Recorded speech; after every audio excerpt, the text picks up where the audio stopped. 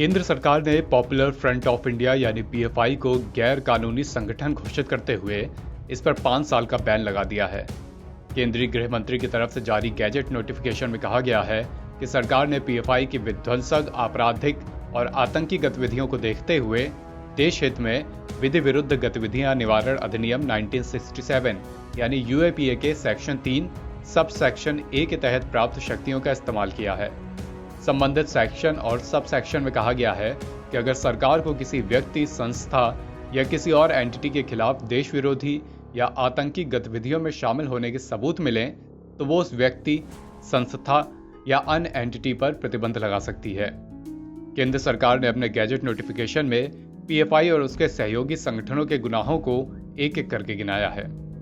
जानते हैं नोटिफिकेशन में पीएफआई और उसके अन्य संगठनों के गुनाहों को किस तरह गिनाया गया है। गैजेट नोटिफिकेशन में लिखा है कि पीएफआई कई आपराधिक और आतंकी मामलों में शामिल रहा है और यह देश की संवैधानिक प्रावधान का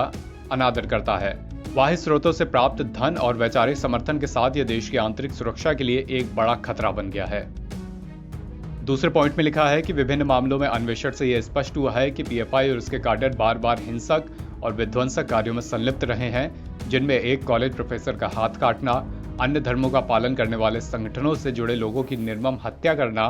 प्रमुख लोगों और स्थानों को निशाना बनाने के लिए विस्फोटक प्राप्त करना, सार्वजनिक संपत्तियों को नुकसान पहुंचाना आदि शामिल है।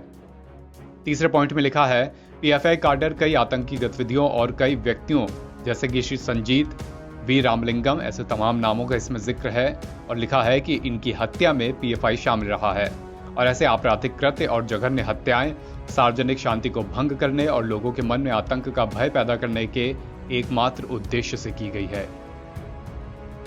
नोटिफिकेशन में लिखा है कि पीएफआई के वैश्विक आतंकवादी समूहों के साथ अंतर्राष्ट्रीय संपर्क के कई उदाहरण हैं और पीएफआई के कुछ सदस्य आईएसआईएस में शामिल हुए हैं और सीरिया, इराक और अफगानिस्तान में आतंकी कार्यकलापों में भाग लिया है।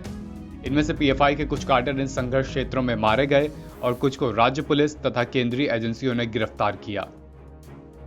पीएफआई के पदाधिकारी और कैडर तथा इससे जुड़े अन्य लोग बैंकिंग चैनल, हवाला, दान आदि के माध्यम से सुनियोजित आपराधिक षड्यंत्र के तहत भारत के भीतर और बाहर से धन इकट्ठा कर रहे हैं और फिर उस धन को वैध दिखाने के लिए कई खातों के माध्यम से उसका अंतरण, लेयरिंग और एकीकरण करते हैं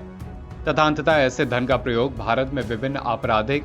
विधि विरुद्ध और आतंकी कार्यों के लिए करते हैं। नोटिफिकेशन में यह भी लिखा है कि उत्तर प्रदेश, कर्नाटक, गुजरात राज्य सरकारों ने पीएफआई को प्रतिबंधित करने की अनुशंसा की है। एनबीटी ऑनलाइन की रिपोर्ट।